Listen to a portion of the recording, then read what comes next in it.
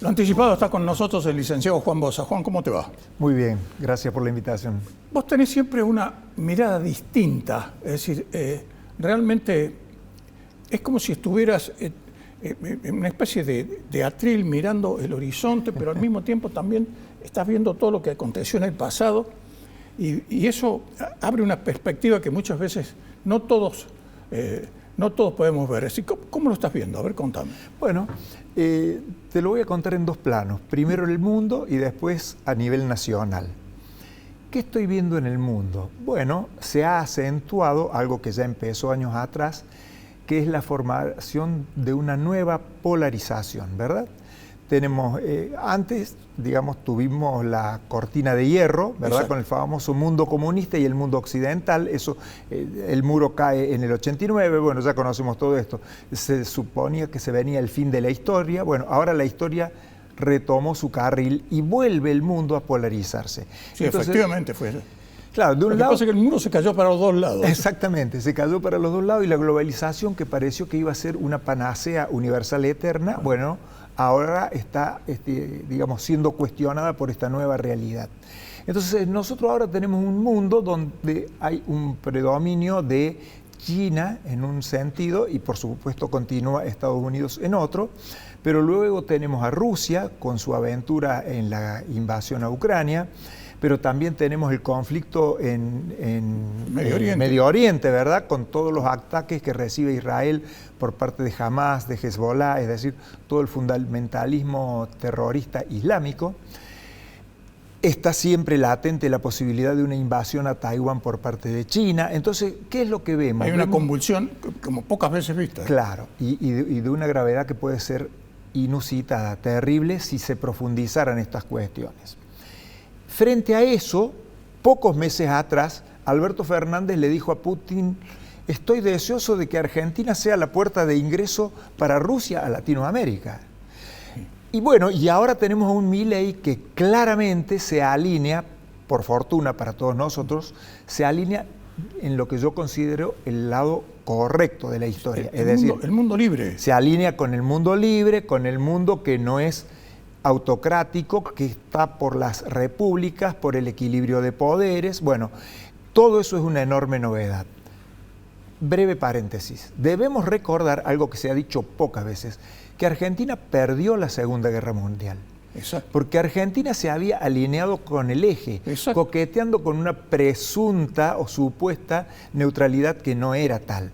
Recién le declaramos la guerra al eje en enero del 45, sí, cuando ya estaba terminada la Segunda Guerra prácticamente. Prácticamente, Berlín estaba en ruinas. De todo aquello nunca se habló con claridad en nuestro país a lo largo de décadas. Vos podés suscribirlo perfectamente porque has sido siempre un personaje público que ha estado en los medios, ¿verdad? Exacto. Se hablaba poco o nada de esto y sin embargo eso incidió enormemente en el devenir de nuestra sociedad y de nuestra economía. Así como Brasil se había alineado con los aliados y fue premiado, y entonces la economía brasileña emergió con una potencia que todavía nos sorprende, Argentina fue decayendo, fue declinando. Bueno, no fue el único motivo. Después, además, constantes ataques, le echamos la culpa. Siempre le echamos la culpa de todo a Norteamérica. Y hacíamos una manifestación frente a la embajada norteamericana. Así es, exactamente. En esa confusión vivimos. Eso no fue casualidad. Eso fue fruto de que Argentina cayó en una enorme confusión a partir del golpe de Estado del 6 de septiembre del 30, cuando lo derrocan a Irigoyen, y se profundizó todavía más con el golpe de Estado del 43, cuando asume el GO, el Grupo de Oficiales Unidos, cuyo líder era Perón. Exactamente. Admirador del regimiento alpino. Correcto. Mussolini. Bien. Todo aquello ahora parece haber cambiado. Tanto en el mundo ha cambiado que ya, recordemos que parte de los aliados era la propia Rusia, ¿verdad? Hoy Estados Unidos está en un polo y Rusia está en el otro. Pero al fin de la Segunda Guerra Mundial eran, entre comillas, pero eran aliados. Bueno, eso cambió muchísimo. China, que prácticamente no existía en el concierto internacional, hoy es una potencia gigantesca. Bueno, ha habido muchos cambios. Felizmente Argentina ha hecho un cambio y ahora estamos, de la mano del liderazgo de Milei, estamos alineados de lo que yo interpreto el lado correcto de la historia. Eso tiene y va a tener enormes implicancias en el futuro de corto, mediano y largo plazo para nuestra sociedad. En el corto plazo sociedad. ya se está viendo la participación de Estados Unidos. Por supuesto. Las visitas de altísimos dirigentes del gobierno norteamericano han estado en el país. Sí, señor. Por eso digo que eso es una cosa importante cuando uno mira el concierto internacional o el mundo. Y cuando miramos adentro de nuestro país, ¿con qué nos encontramos? Bueno, nos encontramos con un líder que ha venido a canalizar la demanda de la sociedad de un cambio, pero no es cualquier cambio, no es un cambio suave. Debe ser un cambio estremecedor porque los errores que habíamos acumulado como sociedad ya eran imbancables, insoportables. Eso, por supuesto, trae consigo que esta persona, Milei, bueno, no es un personaje muy prolijo ni muy cuidadoso de los detalles, ¿verdad? Para nada, es claramente un líder disruptivo, pero es que la sociedad lo que está buscando es que el cambio sea un cambio fuerte. Fíjate que ya se lo eligió por mayoría esta misma sociedad a Macri, 8 años atrás, y sin embargo Macri no dio con la talla. Ojo. Fue tibio. Claro, fue tibio, fue como muy pudoroso, trató, por ejemplo, de conquistar a los movimientos de los desocupados, ¿viste? Recordemos la ministra Stanley, digamos, hizo una serie de cosas que... Era más populista que el kirchnerismo. Claro, exacto. Que nada más que era un populismo de buenos modales. Exacto. Bueno, entonces eso no funcionó y ahora tenemos otra cosa. Yo creo que la sociedad sigue avalando mayoritariamente el cambio que está proponiendo este gobierno. Creo que, por supuesto, todos estamos sufriendo este ajuste brutal, pero es un ajuste brutal al que se le encuentra sentido. Y ese sentido es la esperanza de que nuestra sociedad va a transformarse. ¿Lo será o no? No lo sabemos. Lo que yo sí creo es esto, mirá. Este es un cambio que vino para quedarse. Si la clase política lo llega a entender a tiempo, entonces el Pacto de Mayo se firmará y ahí la V corta, la recuperación fuerte de la economía, la vamos a empezar a ver muy pronto. Tal vez en julio, agosto ya empecemos a notar claramente síntomas de esto, si es que se firma el Pacto de Mayo, porque significará que se aprobó el DNU, que se aprobó la ley ómnibus modificada y que se aprobó la nueva ley de ganancias para que todos tengan financiamiento. Yo creo que esa es la razón por la cual se va a firmar si se firma. Esa es la zanahoria delante. Correcto. Si no se firma el Pacto de Mayo, lo mismo nuestra sociedad va a continuar evolucionando positivamente a un ritmo menor. Entonces la recuperación no será en V corta, pero a partir de julio o agosto veremos una recuperación al estilo como el símbolo de Nike, es decir, con una V como acostadita, más tenue. Pero creo yo que el estado presente / atorrante / estado delincuente no va a regresar. Es una mayoría de la sociedad, la mayoría que nunca hemos trabajado en el Estado ni en la función pública y la mayoría que toda la vida hemos pagado los impuestos, somos lo que dijimos, se terminó, basta. Mira, hay digamos así, una perlita que está indicando que las cosas han cambiado. Porque lo han imputado y lo están investigando al presidente actual del ANSES por desaguisado que aparentemente cometió antes, y ese es un funcionario que lo reemplazó a Osvaldo Jordán. Sí, que lo reemplazó Jordán. Pero los cargos son terribles, ¿eh? Claro. Son Claro. muy serios. Claro. Es decir, eso no importa que sea gobierno ahora. Es decir, enjuiciado dentro del propio gobierno. Eso indica que hay un cambio profundo. Claro. Sí, y lo más importante sería, Gustavo, que ojalá ese cambio, mira, antes que en el poder legislativo, comencemos a ver que se concreta en el poder judicial. Tenemos que recordar que en el 46 un pibe de 26 años de edad presentó el proyecto para destituir a la Corte Suprema de Justicia de la Nación. Un tal Rodolfo Decker, ese era un diputado por provincia de Buenos Aires, y eso se concretó. Cuando Perón descabezó a aquella Corte Suprema, que era una corte ejemplar, un poquito chapada a la antigua, incluso para aquella época, un poquito quizá demasiado conservadora, pero era una Corte Suprema ejemplar. Al descabezar a aquel poder judicial, luego vino, bueno, todo lo que ya conocemos que da vergüenza, digamos, lamentablemente la justicia de Argentina da vergüenza.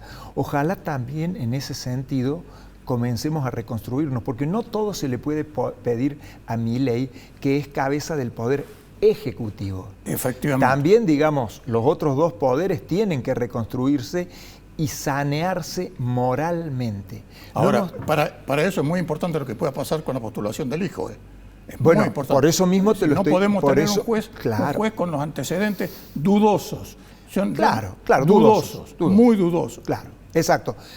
Y en todo caso, si lo vamos a tener, que esas dudas se disipen, que se disipen totalmente si es que eso es posible. Efectivamente. Porque además lo curioso es que postulan a dos, Lijo y García Mansilla. Y de García Mansilla, intachable. Claro, nadie ha podido decir ni media palabra. Entonces uno dice, che, pero ¿cómo es esto? Bueno, no lo terminamos de entender. Yo, sinceramente, no lo termino de entender. Hay distintas hipótesis que uno puede plantear, pero uno dice, finalmente no lo termino de entender. Pero de alguna manera, el Poder Judicial tiene también que sanearse. Tenemos que volver a tener una Corte Suprema que sea intachable junto a también legisladores. Por ejemplo, no puede ser más la lista sábana. Tiene que eliminarse eso y tiene que sustituirse, por ejemplo, por circunscripciones uninominales o binominales. ¿Qué sería esto?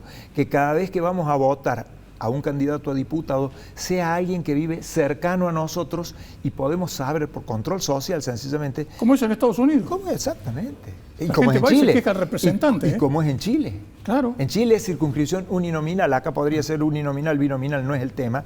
El tema es que la sociedad tenga control sobre quienes la representan. Sí. Porque si no, por ejemplo, decimos, porque en Argentina lo que hace falta es que haya seguridad jurídica. Entonces tenemos que pedir a los senadores y diputados que voten leyes. Che, esta calaña de senadores y diputados votó por unanimidad en el 2001 la ley de intangibilidad de los depósitos. Y luego en el 2002, esa misma calaña de legisladores aplaudió a Rodríguez Sá cuando decretó el default de Argentina. Esa clase de vergüenza universal no quiero que la vivan ni mis hijos ni mis nietos.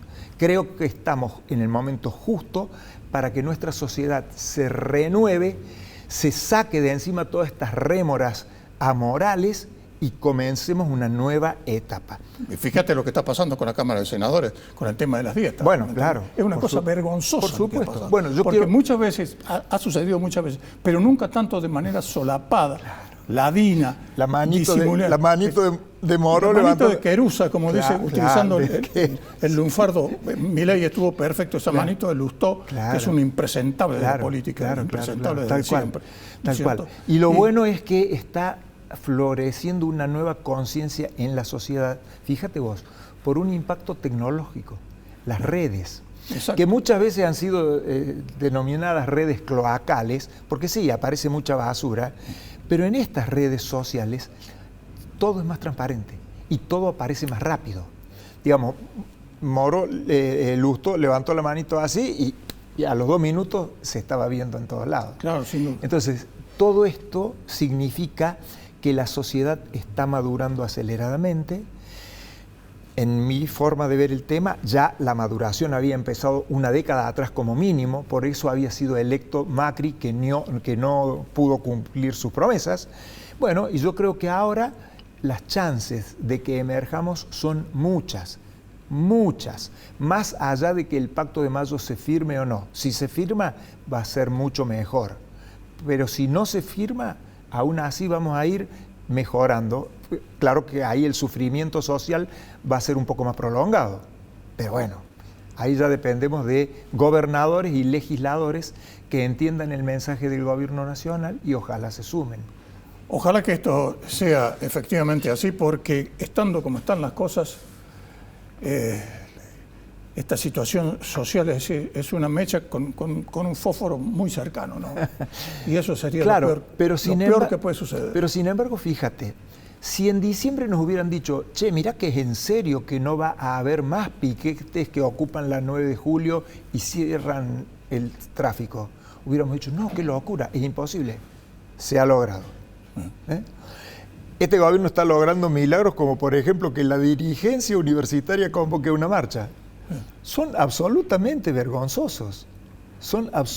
No tienen ninguna razón de ser. Massa les congeló todo el presupuesto y no le dijeron ni mu.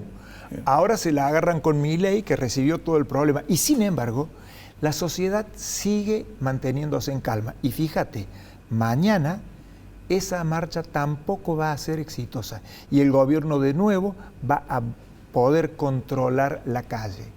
Hay un modelo de Argentina que conocimos. Gustavo, sé que vos te acordás perfectamente del Cordobazo. Pero ¿cómo no te vas a acordar? Por supuesto, por eso te lo digo, porque sé que fuiste uno de los que estuvo ahí. Allí hubo una confluencia, que es una de las cosas que teme Milei, entre obreros y estudiantes, que no se volvió a dar en la historia del país, esa confluencia entre obreros y estudiantes como fue en el Cordobazo. Porque lo que pasa es que Ortega y Gasset lo dijo con claridad hace casi un siglo. Hay generaciones beligerantes y hay generaciones constructoras. Todo depende de cuál sea la percepción vital que tiene.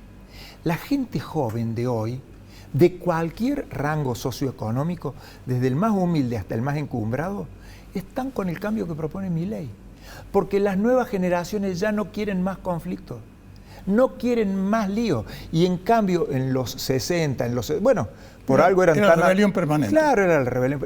Creo yo que eso se ha terminado y ahora vivimos un tiempo diferente.